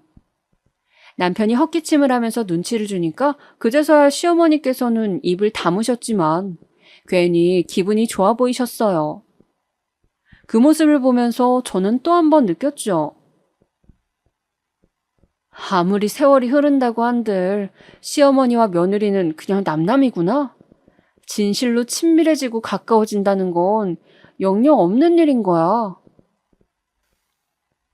자명한 사실을 새삼 깨닫게 된 이후였습니다. 바야흐로 시아버지의 칠순잔치 날이었죠. 지난 세월 속 그 어떤 사건도 이날 일어난 사건에 비견되진 못할 거예요. 저로 하여금 사연을 적게 만든 사건이기도 합니다. 아버님 칠순날에도 모자를 쓰게 되었네. 칠순잔치 전까지는 머리가 다시 자라나길 바랐는데 그런 기적은 일어나지 않는 법이었구나. 가르마를 넘겨서 가려보는 것도 여의치 않고 그냥 어쩔 수 없이 모자를 쓰는 수밖에. 저는 아침부터 거울 앞에서 한숨 섞인 중얼거림을 뱉고 있었습니다. 남편은 저보고 탈모로 땜빵이 생긴 게 뭐가 어떠냐면서 그냥 당당하게 드러내라고 그랬어요. 그런데 그게 어떻게 말처럼 쉽게 되나요? 제가 무슨 대머리 탈모가 와서 수습이 불가능해진 중년의 남자도 아니었고요. 가뜩이나 일련의 사건들로 스트레스가 극심해서 예민해진 게 아직 덜 가신 때이기도 했습니다. 사소한 것 하나하나로 감정의 널뛰기가 일어났어요. 그런 상황이었으니 제 원형 탈모를 드러내놓고 시아버지의 칠순잔치에 참석한다는 것은 진짜 견디기 힘든 일이었습니다. 옷에 어울리는 모자를 찾아서 쓰고 갔고요. 확실히 그런 자리에 모자를 쓰고 간다는 게 흔하지 않아서 그렇지 그날 입은 옷하고 느낌은 잘 어우러져서 이상하진 않았어요. 오히려 멋을 낸 것처럼 보이는 패션이었고요. 장소도 좋은 곳으로 빌렸고 분위기도 아주 괜찮게 시작을 하였습니다. 음식도 예상보다 더 잘 나와서 만족스러웠고요. 시아버지의 오랜 절친이신 분의 아드님께서 칠순잔치에 사회를 보셨는데 정말 구수한 음성으로 재치 있게 진행을 해주셨어요. 그래서 저도 모처럼 풀어진 기분으로 시아버지의 칠순잔치 영상을 즐기고 있었을 때였습니다. 아유, 저거는 그냥 바락바락 이런 날에도 지고집 안 꺾고 저런다니까. 시어머니의 목소리가 문득 귀에 박혀 들어왔어요. 슬쩍 눈알만 굴려서 그쪽을 쳐다봤더니 시어머니께서 오랜만에 다 같이 한자리에 모인 친구분들 사이에서 신이 나신 모습이었습니다. 저도 얼굴들을 다 아는 그런 분들이셨고요. 특히 그 중에서 두 분은 저 결혼하고 얼마 안 되었을 때 시댁 근처에서 사셨던 이웃들이셨습니다. 제가 결혼 초기에 시어머니로부터 미용실에서 머리카락 잘리고 난 이후 저를 천하의 예민한 며느리로 인식하시게 된 분들이기도 하셨죠. 시어머니의 말만 듣고서 꼭 저를 그렇게 유별난 며느리 취급들을 하셨어요. 저만 보시면 저렇게 괜찮은 시어머니는 또 없어요. 그러니까 알아서 잘해요. 이렇게 훈수 같은 말씀들을 날리곤 하셨던 분들이셨죠. 간만에 뵙게 되니까 전혀 안 반갑더라고요. 이런 날, 이런 자리에서도 저렇게 모자를 쳐쓰고 지랄을 떨어야겠냐고. 아휴, 꼴 보기도 싫어. 마음 같아서는 그냥 꺼져버렸으면. 그 순간 들려온 시어머니의 발언, 그건 분명히 저를 겨냥한 말씀을 하신 것이었습니다. 그러자 지인분들이 낄낄 웃으시더라고요. 시어머니께 장단을 맞춰주고자 그러신 것인지 아니면 저를 비웃고 싶어서 그러신 것인지는 알 길이 없었으나 중요한 건 그때부터 제 기분이 완전히 바닥을 치기 시작했다는 겁니다. 어디서 저렇게 흉측한 몰골로 지 시아버지의 칠순에 올 생각을 했나 몰라? 아이고, 내가 진짜 저것 때문에 얼마나 마음고생을 하고 살았는가 생각하면 억울해, 억울해. 너스레를 떠시는 시어머니의 목소리를 들은 그 순간이었습니다. 저는 자리에서 벌떡 일어났습니다. 심장이 미친 듯이 강하게 뛰고 있었는데 이상하게 머릿속은 차분하게 정리가 되고 있었어요.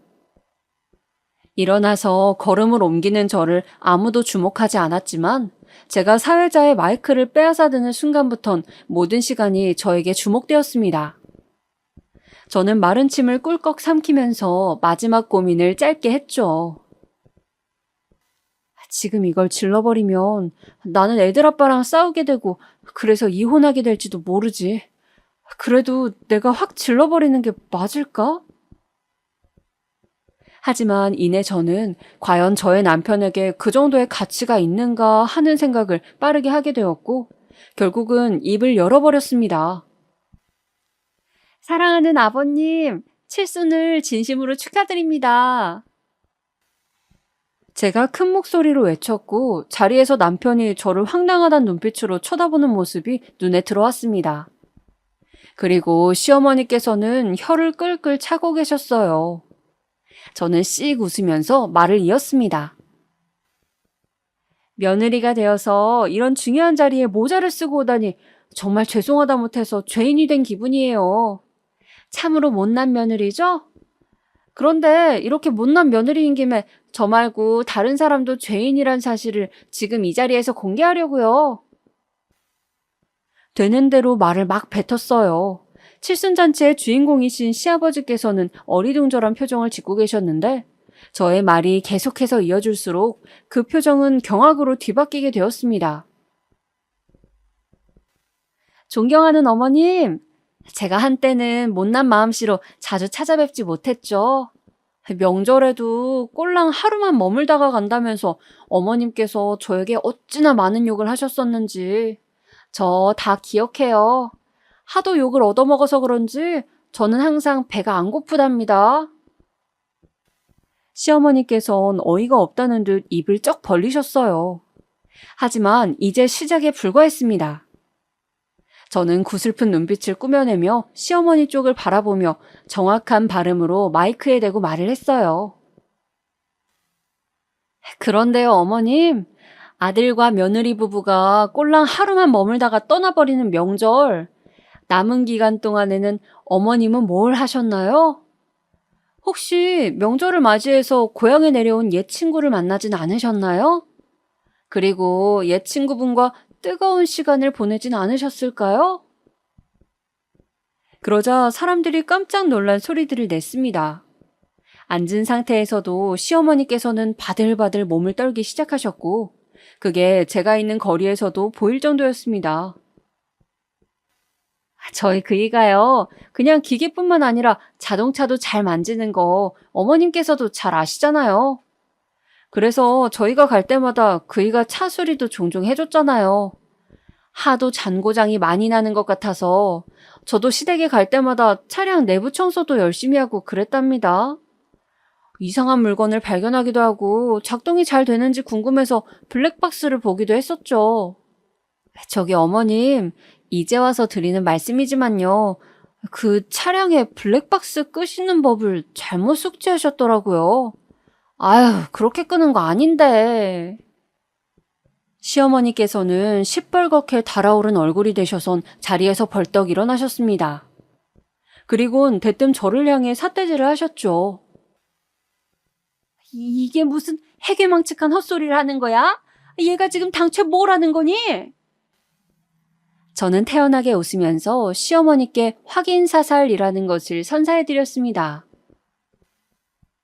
제가 어머님의 뜨거운 일탈을 직접 블랙박스에 남아있는 영상으로 확인했다라고 이렇게 정확히 말씀드리면 이해가 되시겠어요?